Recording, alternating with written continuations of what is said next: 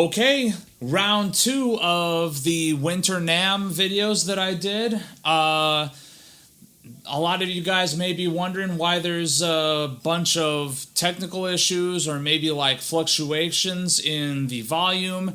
And honestly, I was suffering from a lot of technical issues at this year's Winter NAMM show as I was trying to shoot this footage.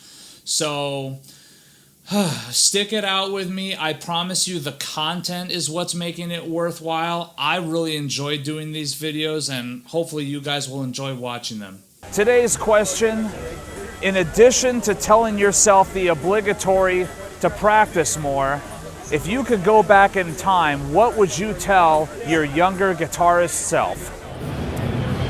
When I was younger playing, it was all physical. Can I get faster? It was literally a physical thing. The cerebral, the thinking about it, the actually listening to what sounds good and trying to figure out why something sounds good, figuring out why this note sounds good over that chord and this melody. I didn't do that. I was just, give me the Van Halen song, give me the ZZ Top lick, just purely physical, trying to build hand strength and speed and not actually listening and taking the time to figure out why I like what I like. What about these specific players? What are they doing? Attracts me. Right. Why these notes? Why this scale? Why this solo just works? Yeah. Why? Yeah. Instead of just regurgitating it, figuring out why. And when you do that with a bunch, we all like a bunch of different players and genres, it starts to amalgamate and you turn into you. Yeah. Practice differently. Practice more rhythm. When I was younger, I just was after scales and playing fast and divine Joe Satriani. Until I met one teacher, he told me, your technique is fantastic, but your rhythm sucks. And he made me learn clapping exercises, like on the 1, 2 and the offbeats, clapping all the 16th notes and hitting the 16th notes at the right spot and counting and stuff like that. And that did help tremendously. Excellent. And I still learn from that kick in the ass by that teacher back then. Right. In addition to the obligatory telling yourself to practice more, if you could go back in time and tell your younger guitar player self some advice, what would it be? Quality over quantity. Your gear, your rig, you can get more done with buying something nicer rather than having 3 less quality things. And the second piece to go right along with that would be, don't duplicate things. Like, don't find a guitar you love and buy it in a second color. That's not gonna help your rig. It's not gonna help you develop as a player. Buy a Strat, buy something with humbuckers. You have an amp, like, quality over quantity. I think my advice to myself would probably be to invest more money to get better gear from the beginning, because I remember when I started out, I guess I do more recording than playing live. And yeah, obviously when I was starting out as a kid, I had shitty gear, which is understandable, but it's crazy how much more work you have to do with worse gear. So it's kind of I don't know, I guess valuing my time more it's worth investing more, because I spend less time messing around with editing or recording or mixing or whatever, because it just sounds good right away.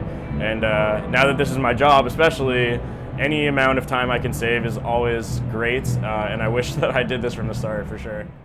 First of all, practice sweeps, because they're going to be useful later when everybody can do it and you can't.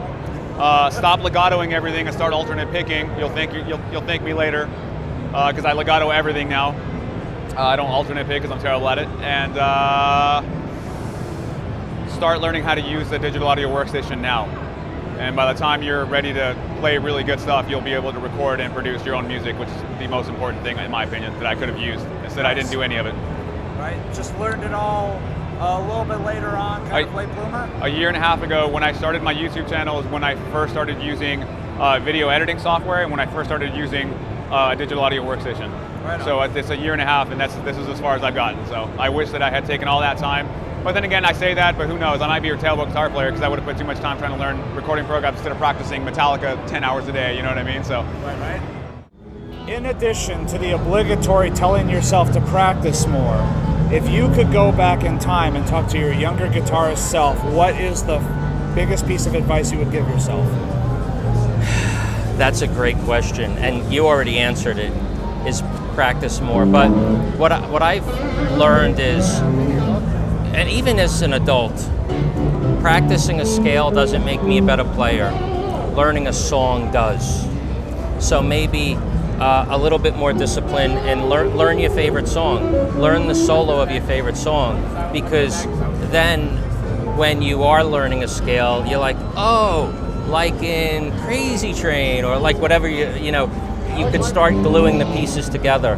But just learning scales, I've never really found that has made me a better player. So if I could go back to my earliest self, I'd say just spend more time learning songs that you like, because plus you'll want to play more because you're playing a song. In fact, when I was little, I took piano lessons and I hated it. And I asked my parents, who then asked the piano teacher, can you teach him something that he likes? And I would, then he would like notate out popular music, and then I wanted to play the piano more. So play music, the songs that you like. That would be the advice to myself, my earlier self. Learn the modes earlier, because I spent too much time play by ear and not studying at all. And I start to study modes and theoretic stuff. Theoretic is right. Sorry, my English still sucks.